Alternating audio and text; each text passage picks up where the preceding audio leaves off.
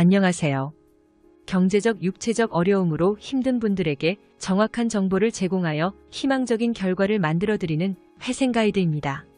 도박이나 주식, 가상자산 투자로 인해 발생한 빚이라도 개인회생 신청 자체는 가능합니다.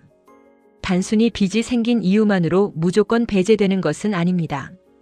다만 같은 개인회생이라도 생활비나 생계형 사유로 발생한 채무에 비해 법원의 시선이 훨씬 엄격해지는 것은 사실입니다.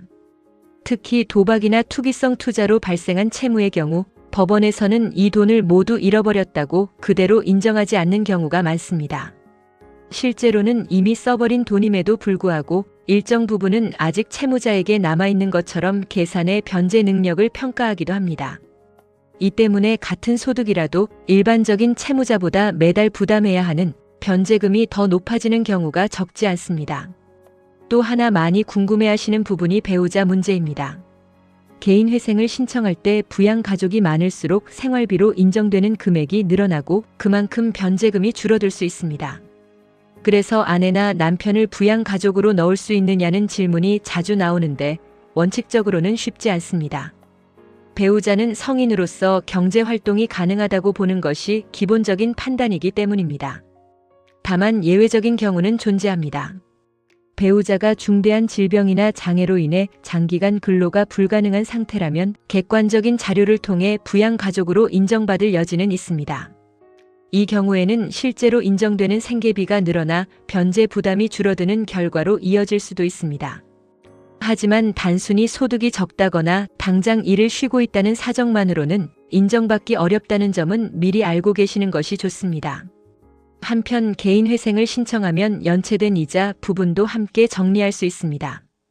이미 밀린 이자, 계속 불어나는 연체 이자까지 모두 채무에 포함시켜 절차를 진행할 수 있기 때문에 이자 부담 때문에 더 이상 감당이 안 되는 상황이라면 개인회생이 하나의 선택지가 될 수 있습니다.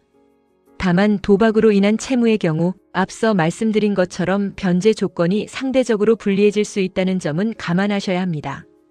정리하자면 도박이나 투자로 생긴 빚이라고 해서 개인회생 자체가 막히는 것은 아닙니다. 다만 심사가 더 까다롭고 변제 부담이 커질 가능성이 높다는 점, 그리고 배우자는 특별한 사정이 없는 한 부양가족으로 인정받기 어렵다는 점은 분명히 알고 접근하셔야 합니다. 개인회생을 고민 중이라면 막연한 소문보다는 본인의 상황을 기준으로 현실적인 판단을 해보시는 것이 필요해 보입니다. 회생 가이드는 법률적으로 문제가 될 수 있는 부분에 관해 상세히 설명을 드리고 해결책을 제시하는 길잡이를 해드립니다. 항상 노력하는 자세로 의뢰인의 이익을 최우선하는 모습을 보여드리겠습니다.